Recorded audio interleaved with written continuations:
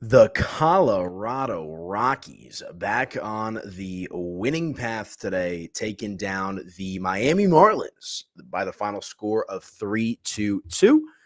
Good overall pitching from the Rocks tonight. You love to see it. And Ryan McMahon, the hero of this baseball game, with the go-ahead home run there in the bottom half of the sixth inning, which ultimately gave the Rockies their third and final run, which ended up being the winning run. Ryan Feltner sharp on the mound in his return to action. And all in all, a clean game, a fun game for the Colorado Rockies. Not too many of those in recent memory. Let's break it all down for y'all on tonight's episode of your Locked On Rockies postcast. Let's get into it, folks. You are Locked On Rockies postcast, powered by Mile High Sports, part of Locked On Sports Denver on the Locked On Podcast Network. Your team every day. It is your Locked On Rockies postcast. Hope everybody is doing well out there on this Monday night. And can you believe it, folks? It's already August the 26th. September is here. Wake me up when September ends time almost, folks. And that means the baseball season is slowly but surely coming to a conclusion. But the Rockies, they're still fighting. They're still into it as they take down the Miami Marlins by a final score of 3-2 tonight. You absolutely love to see it. And we'll break it all down for you tonight here on the Locked On Rockies postcast. But I'm your host, Danilo Piro. Make sure to follow me on social media at Media by AP if your heart desires. And while you're at it, make sure to subscribe to the brand new Locked On Sports Denver YouTube channel.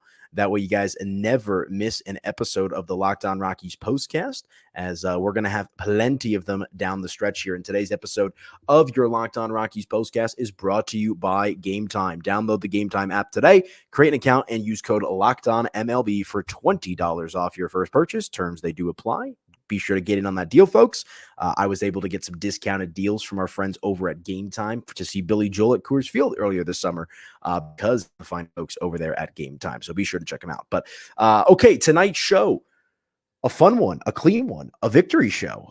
It feels like we don't get to do too many of these throughout the course of the year. And it was, as much as I hate to admit it, a little bit of a mid-off, not even a little bit. It was an absolute mid-off between not even two of the two worst teams in the National League. And of course, the Colorado Rockies and the Miami Marlins. Let's pull up those standings here. Haven't looked at them in a couple of days. I know for a fact that they're the two worst teams in the National League, and I know it's by a wide margin. Yeah, they are bad, both of these ball clubs. And if you were watching the postcast earlier in this season, I told you for basically up until now, there was only two teams that weren't going to make the playoffs or that had absolutely no chance of making the playoffs. And it's the two teams that played each other tonight in the Colorado Rockies and the Miami Marlins. Colorado at 49-83, they're 22 games back of a wild card spot. The Marlins, though, a game and a half worse, 47-84, 23 and a half games back. Is that updated? Let me see here as well. What did I say? 49-83.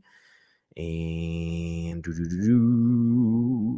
it's weird. If you go to MLB.com, like they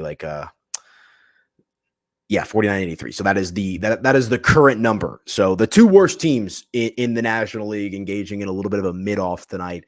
And thankfully for us here on the postcast, the Colorado Rockies are coming out victorious. And a few big takeaways from tonight. Again, we'll kind of dive into them a little bit more thoroughly as the show progresses. Ryan McMahon with a clutch go-ahead home run there in the sixth inning, which ultimately proved to be the winning run for the Rockies. And Tyler Kinley, come on down, Mr. Kinley. You turned yourself into, or you had yourself a nice performance tonight after a couple of starts off, or excuse me, Ryan Feltner. Tyler Kinley got the close. Those two guys are like the same person in my head. Ryan Feltner tonight with the start for the Rockies, doing the thing and putting forth a good outing for Colorado. So you love to see that. But I think the story of the game is the offense, is the lineup tonight. They didn't do much. You know, the Rockies only had 6 hits, so it wasn't like they overwhelmed the Miami Marlins. But, you know, thankfully you're playing the one team in the National League that is worse than you on a game in and game out basis, and they were able to take advantage of that. Miami actually was the one that jumped out to the 2-0 lead there in the top half of the fifth inning, as Ryan Feltner, I got to get that right. Excuse me. I don't know why I'm switching those two up. As Ryan Feltner found himself in some trouble there in the fifth inning. which allowed the Miami Marlins to put up 2 runs there. And, it started out all right. Mr. Feltner was able to get or Tyler Kent. Wait, what? Now I'm tripping myself up. Feltner, my goodness. I don't know why I'm tripping myself up. Feltner was able to get the first out of the inning there in the top half of the fifth before Nick Fortes then ended up hitting a single to center field. Connor Norby then followed that up with a single of his own, and then the dreaded walk, which loaded the bases here for the Miami Marlins. And then Jesus Sanchez was able to make them pay. He hit an RBI single on a line to left fielder Jordan Beck, and that brought around a couple of runs here to score for them, for the Miami Marlins, excuse me. And, it was a 2-2 count, ball just kind of up and in, right in the sweet spot. And he's able to find a hole, gets past Ryan McMahon. That puts Miami up 2-0 in this one. But you've got to love the resiliency, a word that I don't get to use very often with this Rockies club, the resiliency from Colorado's lineup tonight, because they go down 2-0 here in the fifth inning. In the top half of the fifth inning, and they respond right away with 2 runs of their own in the bottom half of the fifth. Nolan Jones, hopefully heating up as the season comes to a close. He lined out to center field. I thought that's a line drive as I was looking. It's actually interesting how it's a little bit of a similar flow as to how Miami scored their 2 runs in the top half of the fifth inning. So first hitters out, and then back-to-back singles. Sam Hilliard and Jordan Beck with those back-to-back singles, and then instead of an RBI single from a base hitter, or from a hitter, Aaron Schunk grounds out into a double play, but is able to get the run home as Sam Hilliard advances to cross the plate from home. And speaking of the word resiliency, that was Jake Cave tonight for the Colorado Rockies. As with 2 outs there and a runner on, he delivers in a big, big way for Colorado with an RBI single to left field. That tied the game up at 2-2. I know that Ryan McMahon's home run is the cherry on top, is ultimately the deciding factor and would help push the Rockies over the top in this game. But that Jake Cave single there in the RBI single to tie it up at 2 runs apiece in the bottom half of the fifth inning was clutch, from a guy in Cave that, as the Rockies, as this season progresses, losing a little bit of consistency with his playing time. Not that he was ever a complete mainstay in that lineup, but the Rockies are starting to default to some of their younger guys. I believe this is now the second game in a row that Cave has played. I believe he played on Sunday, or no, it was Saturday when he had the 4 hits against the Yankees in that victory. So nice to see Jake Cave coming up clutch. And I've said this before, I'll say it again, guys. I've been to a handful of games this year as media. Been to a few as a fan as well, of course. But as media, when you get to kind of take a real peek behind the scenes and you're in the clubhouse and you see how these guys are on a day-to-day basis before the games, after the games, right? Talking to buddies, seeing these guys go through their routine on the baseball field, batting practice, fielding practice. The one thing that really stood out to me from the first game that I went to as media this year was the professionalism and the level of mentorship that Jake Cave is. I don't even want to say mentorship, because it's not like he's like the savvy veteran, who's like going around everybody's locker, at least from what I've seen, and say, hey, you need to do this, you should do that. He's more so one of the guys, but he's like that elder statesman. It's a little bit of like, when you have your friend group and then there's like the older brother, it feels a little bit like that, where, he's still very much one of the guys, and he's just going about his business the right way. And to see it kind of pay off for him tonight, to see it pay off for his teammates, you love to see that. And like I said, Ryan McMahon's go-ahead home run there in the bottom half of the 6th inning is ultimately what helped the Rockies win this game. It's what gave them the eventual winning run. But I just thought Jake Cave, after grounding out into that double play, before his at-bat, to come up there with the right mindset, poke a hole, find a hole, and get through that, get that second run home to tie the game up. You love to see that. And then again, speaking on resiliency, I mean, every run in this game from both Miami and Colorado came in the span of 2 innings, the 5th and the 6th inning. Outside of that, it was complete zeros across the board for both clubs when it comes to run production. And so, the Rockies are able to tie it up there in the bottom half of the 5th inning. And then Ryan McMahon is able to do what Ryan McMahon does there in the 6th inning, the bottom half, of course, his 17th home run of the season, an absolute moonshot to center field. You love to see that. McMahon's been a bit up and down since the All-Star break. Of course, he was the lone representative for the Rockies at the Midsummer Classic, but he just absolutely tatted a ball up on a full count, which you love to see. He got one middle in, and he hit this thing a long way. Absolutely clearing the brightest barrier at ease. Again, his 17th home run of the season. And that's all she wrote in this game from a run production perspective. Good pitching across the board from both of these clubs, frankly, but the Rockies able to get that pivotal final third run, which ultimately helps lead them to victory in this ball game over the Miami Marlins. Okay, folks, let's hit our first break. When we come back, we'll continue along with the conversation. Let's dive into the pitching tonight for the Rockies because it's one of the few nights where the pitching was actually splendid across the board. Ryan Feltner, welcome on back, and a handful of relief pitchers closing this game out for the Rockies. Good stuff from the lineup, but even better stuff, in my opinion, from the pitching staff, both the starting rotation and the bullpen tonight. So stick with us. We'll come back and talk about that when we come back right here on your Locked On Rockies postcast. Back in just a few minutes, folks.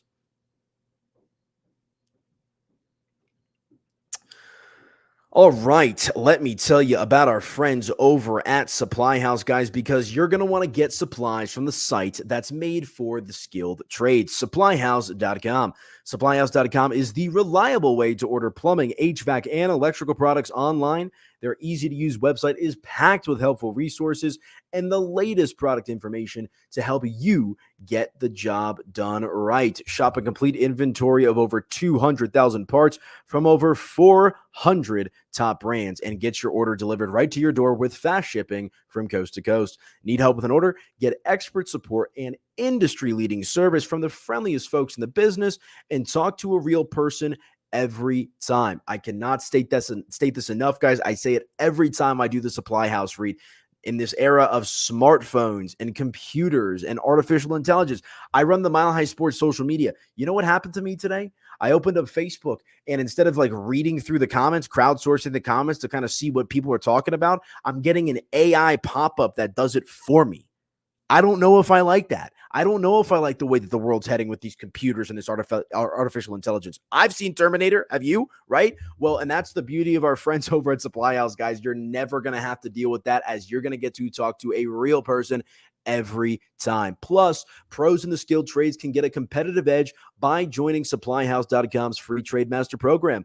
Every Trade Master gets access to a dedicated phone line, free shipping, and discounts on every order, guys. Join the thousands of trade pros already benefiting from their free membership at supplyhouse.com/T-M and order plumbing, HVAC, and electrical supplies from anywhere with just a few clicks at supplyhouse.com. Once again, folks, shop Supply House for all your plumbing, HVAC, and electrical product needs. Check them out at www.supplyhouse.com and let them know that Locked On Rockies sent you. Okay, welcome on back into your Locked On Rockies postcast. I'm your host, Danilo Piro. You can follow me on social media at Media by AP, and make sure to subscribe to the Locked On Sports Denver YouTube channel. That way you guys never miss an episode of your Locked On Rockies postcast. And for any of my football fans out there, I'm also the host of the Locked On Broncos postcast, and the Locked On Buffs postcast. And the Buffs got their first game of the season on Thursday. So we'll be live right here on the Locked On Sports Denver YouTube channel after that one, breaking it down. Make sure to subscribe so you don't miss the episode. And my guy Cody Rourke has you covered with the Locked On Broncos podcast. I'll have you covered with the postcast with week one of the NFL season just around the corner here, folks. And some big Broncos news. Tim Patrick getting released. Samaje Perine getting released. A couple of veteran guys looking for new homes, it appears, as the NFL season continues to get closer and closer. But this is the Rockies show, so why don't we talk a little baseball, folks? Spent the first segment breaking down the lineup tonight. Thought you had some good resiliency across the board. And, of course, that clutch home run, the moonshot from Ryan McMahon, his 17th home run of the season. And that proved to end up being the winning run for the Rockies in this one. And real quick on McMahon before we get to the pitching tonight, I had mentioned there in the first segment that, you know, he's been a little up and down since the All-Star break. And, you know, he's only hitting 247. That was only his 17th home run of the season, guys. And, you know, every team gets an All-Star by default. This year it was Ryan McMahon. But he's going to be with this organization for at least the short-term foreseeable future. And when I say that, I would think he's going to be here for at least another year or two, right? There was the conversation that was made public from McMahon himself that he went to Dick Monfort. McMahon was one of their more attractive trade chips, it appeared publicly. And, McMahon came out at the All-Star break and said that he talked to Dick Monfort and that, he asked to stay a Rocky. And apparently that's a two-way street. Dick Monfort wants to keep McMahon, 29 years old, good player. Not overly expensive either. So Ryan McMahon's going to likely be your third baseman for the foreseeable future. Not that I think that's a bad thing. The trade deadline's over and done with. My opinions about that are irrelevant at this point. But if that is going to be the case, you're going to want to be able to lean on him. And to see him, this is a guy who's hitting fourth or third in your lineup, basically on a game in and game out basis for you at this point. And to see him, for him to be the guy, because stop me if you've heard me say this before, Tovar and Doyle. Right? Like those are the two guys that you're getting some real consistency out of. And it seems like the lineup kind of starts and goes, or, kind of the ebbs and flows of the lineup. That rhymes, stops and goes, ebbs and flows. The Rockies' offensive production seems to start and end with guys like Ezekiel Tovar and Brenton Doyle, at least in my opinion this season. They're the tone setters. When those two guys have a good game, the Rockies' chances to win go up and up and up and up, especially when it happens on the same night. If Tovar and Doyle are both locked in, sheesh. And I don't think that was the case tonight for the Rockies. Actually, neither one of those guys played tonight for Colorado, which is, I think, even more impressive. Jake Cave hitting leadoff tonight. Pair of hits for him. Brendan Rodgers, 0 for 4 with 2 strikeouts. It's going to happen. We talked about Ryan McMahon, pair of hits, that go-ahead home run. Tolia tonight, 3 strikeouts, no hits. I mean, they didn't really hit all that well. Jacob Stallings, 0 for tonight with a pair of strikeouts. Nolan Jones, 0 for 3 tonight with a pair of strikeouts. Sam Hilliard with a hit. Jordan Beck with a hit. And Aaron Schunk, 0-4 as well, but he did have the RBI when he grounded out into that double play. So only 6 hits tonight for the Rockies, 2 of which came from Cave, the other 2 coming from McMahon. And then Hilliard and Beck there picking up the slack with the other 2 hits. So, they struck out 11 times tonight, guys. 11 times. I mean, what was it? Yeah, I think it was yesterday, right? Sunday, they struck out 14 times? Or was that the win on Saturday? I don't know. I mean, this team is in double-digit strikeout territory, it seems like, every single game. So, they've got to figure out a way to get that under control because it's look, I know that sustainable success is a pipe dream for this team, not just this season, but in general. But if you want to at least be competitive on a game-in and game-out basis, you have got to trim down on the strikeouts, especially at home at Coors Field. What did I say, 11 tonight? Now I'm thinking 14. Yeah, 11. That's basically over a third of your plate appearances tonight, resulting in a strikeout for the Rockies. That's unacceptable. I'm not going to drag it on too much, though. They won the game, right? So, whatever works, winning is winning. They did that tonight. And a large reason why the Rockies were able to do that is Ryan Feltner putting together a nice start on the mound for the Rockies. You love to see that. The 27-year-old starting pitcher from Florida pitching against the team that I don't know if he grew up rooting for them, but obviously probably the team that was closest to him as a kid. He finishes 5 innings pitched tonight, 7 hits, 2 runs, both earned, 2 walks, and 2 strikeouts. His ERA at 4.95. So not the greatest outing in the world, but good enough tonight against Miami. And like I said, Ryan McMahon picking him up there, doing a good job of putting the team on his back and bailing Ryan Feltner out a little bit. But you got to love that run support that you get, right? You give up 2 runs in the top half of the 5th. You come right back in the bottom half of the 5th, and you see your team give you a couple of runs. I know he was out of the game at that point, but you do love to see that. Feltner had last pitched. He'd skipped a start or 2. He last pitched on the 7th of August, and he only went 1 inning against the New York Mets. The Rockies lost that game 5-3. He gave up 2 hits, 1 earned run, 1 strikeout in that outing before he was yanked. And, the body of work for Feltner has been pretty good this season. The 1st of August against the Angels, 6 solid innings, 7 hits, 3 earned runs. The 27th of July against the Giants, 6 innings, 4 hits, 1 run. I mean, Feltner has actually been pretty good for the Rockies this season. And he's been the one guy that's been a victim of the inconsistency in the lineup tonight. And like I said, I know he was yanked in this game by the time that the Rockies ended up, scoring their runs and whatnot. But it feels like, Feltner's gone out there and, I feel like we've just seen him get like the worst outings from the Rockies. It's like, he'll go, 6 innings and give up 2-3 runs and the lineup's just able to do absolutely nothing. And the bullpen comes in and then it's, 7-0 before you know it. Right. So nice to see Ryan Feltner get some run support tonight. You absolutely love to see that. I don't want to say it's a sign of things to come. I don't even want to hope that it's a sign of things to come. Maybe in the rest of this series against the Miami Marlins, just because of the opponent that they're playing. Of course, Colorado at 49 and 83 and Miami at 47 and 84, the only team in the NL with a worse record than Colorado. So we'll have to see. But tonight it worked out in the Rockies' favor. Hopefully that's the case the rest of this series. But Jake Bird came in today, an inning clean for the Rockies. 1 inning across the board, zeros, 1 walk, but 2 strikeouts, no runs, what you like to see. Justin Lawrence came in as well. Clean inning, did give up 1 hit, but no damage on the scoreboard. Chivilli getting the job done as well. 2 strikeouts, 1 hit allowed. And then Tyler Kinley cleaned it up for the Rockies today, getting the save. 2 strikeouts in his lone inning pitched. And I saw this. I was able to screen grab this while I was watching the end of the game. Tyler Kinley's been great for the Rockies this season in his 58 games. Or 56 and 2. Yeah, and he threw 58 games, 56 and 2/3 innings pitched. And, his whip rate is all right. His K rate is actually above the league average. The league average for the K rate is 22.4%. His K rate's at 23.8%. So you'll love to see that. And, his exit velo is below the that was my Apple Watch that just vibrated. That confused me. His exit velo is below the league average. And here's another one. His hard hit rate is below league average. The league average is 38.8%. His hard hit rate is 33.1%.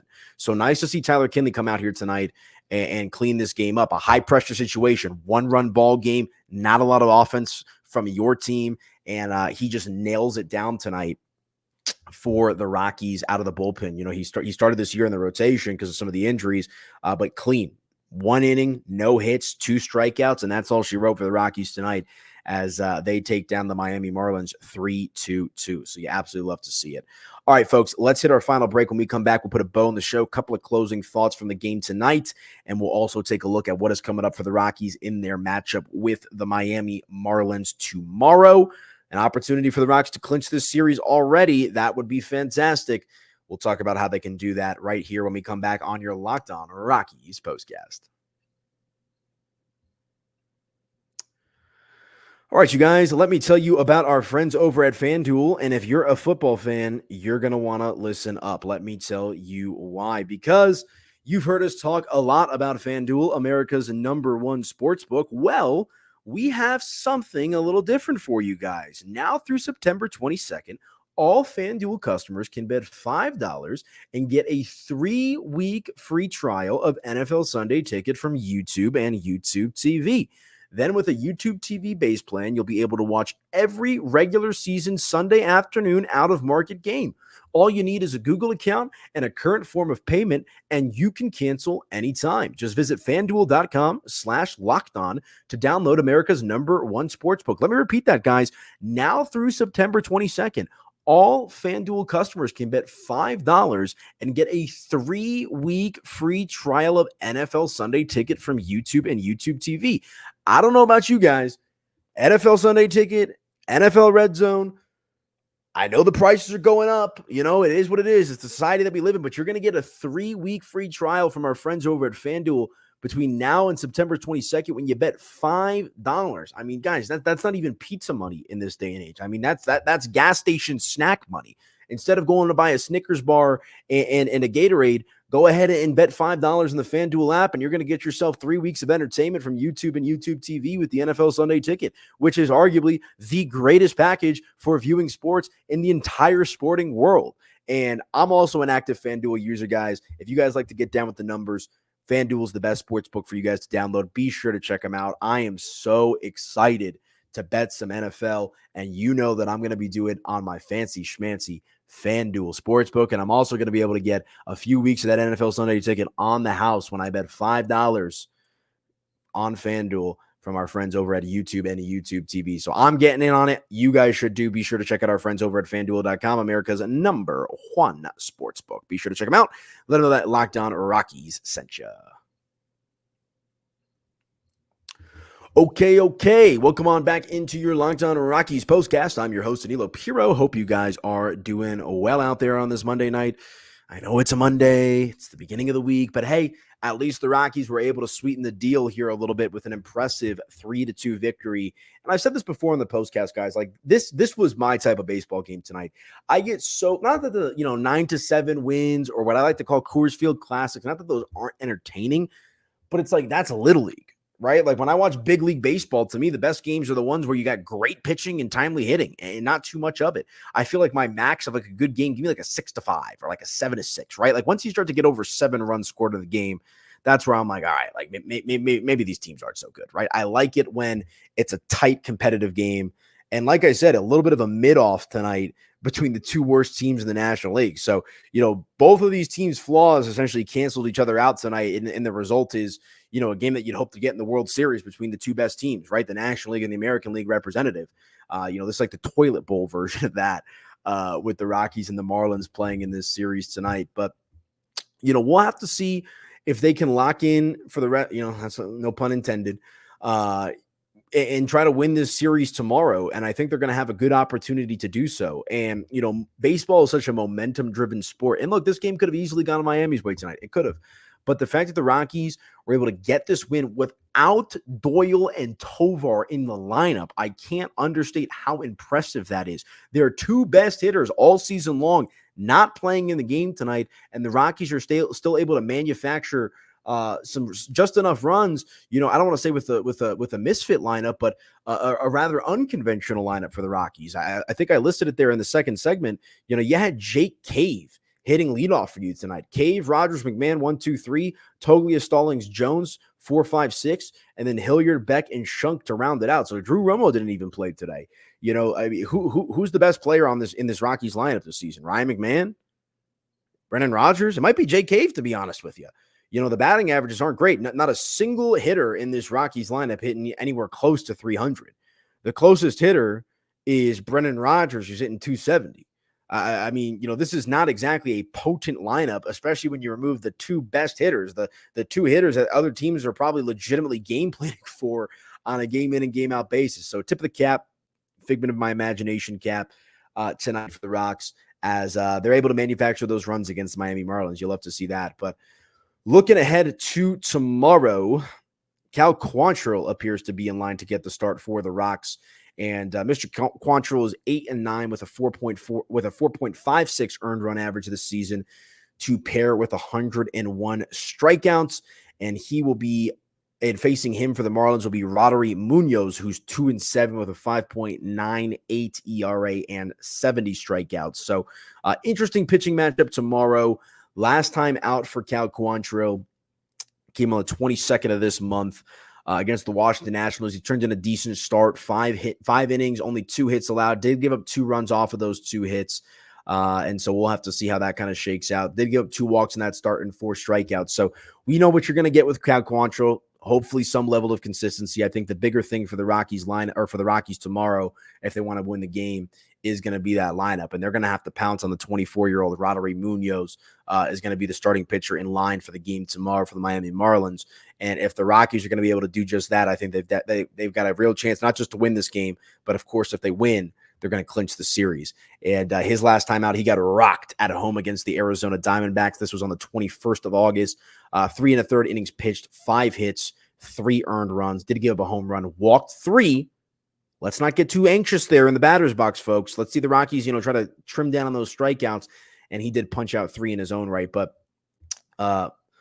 Munoz has not gone 6 innings. Let's see. When was the last time he went 6 innings? Since July the 11th against the Houston Astros. He went 6 2/3, but that was the last time he got past 5 innings, folks. 5 innings on the 20th against the Mets, 5 innings on the 25th against Baltimore, 5 innings on the 31st against Tampa Bay, 3 2/3 on the 5th of August against Cincinnati, 5 innings on the 10th against San Diego, 3 1/3 on the 16th against the Mets, and then most recently the 21st against the Arizona Diamondbacks. He threw 3 1/3. So they're going to have an opportunity to pounce on this guy tomorrow, are the Rockies. So hopefully the lineup's going to be ready to roll, ready to put up some runs from the jump, hopefully get out to a lead. They crawled themselves out of it tonight. They were down 2-0, responded right away. But that is a winnable game tomorrow for the Colorado Rockies. So we'll see if they can do just that and try to clinch this series victory before, what is it? I think Baltimore's coming up next, which is going to be, I think we all know how that's probably going to go. Let's see here. I think it's part of the homestand. Let's make sure we get this right. Yep. They will welcome in the Baltimore Orioles this is a 4-game set. Excuse me. My bad. This is a 4-game set that we're currently in against the Miami Marlins. So no, the Rockies cannot win the series tomorrow, but they can certainly do themselves a favor and at least assuring themselves a split if they're able to win tomorrow. But Baltimore comes in starting on Friday for a 3-game weekend series, and they're obviously one of the best young baseball teams in the sport. I think a franchise that the Rockies are hoping to evolve into or mirror in the years to come. But all right, that is going to do it for me on tonight's episode of your Locked On Rockies postcast. Appreciate you guys so much for rocking with me on this Monday night. A good game to talk about. Rockies take down the Miami Marlins 3-2, looking to make it 2 in a row tomorrow when they face the Marlins once again. Cal Quantrill on the bump for the Rocks. And we'll see if they can do just that. But subscribe to the Locked On Sports Denver YouTube channel, folks. And that is going to do it for me on this Monday night. Good win for the Rocks. And we'll talk to you guys mañana as the series continues. Have a good night, folks.